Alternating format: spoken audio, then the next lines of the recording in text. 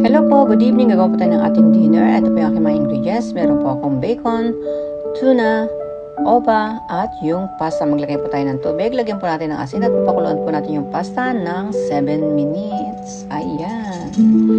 At ito na po yung ating cabbage. Siwain po natin maliliit. Gawin po natin yung soup. Lagyan po natin yung ninjin at yung bacon. Maglalagay lang po tayo ng consomme. Yan lang po ang kanyang lasa. Isang kutsarita po ang ating lalagay. Maghiwa po tayo ng bawang at ng oba. Yung tatlo po, itatabi po natin at nahiwa ko na po. Maglagay po tayo ng paminta sa ating soup. Magpunas po tayo ng fry pan. Lagyan po tayo ng mantika at ng bawang. Isunod na po natin yung sili at yung tuna can. Haluin po natin at ilagay na rin po natin yung pasta.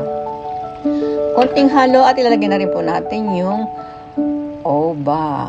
Ayan. Mensuyo po ang ating nilagay. Isang kutsara lang po. Okay na po yan. Hiwain po natin yung oba.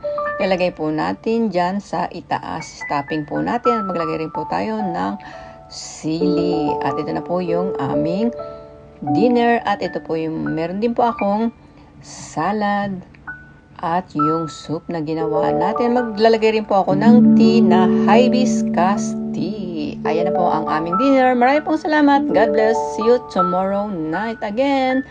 Thank you very much.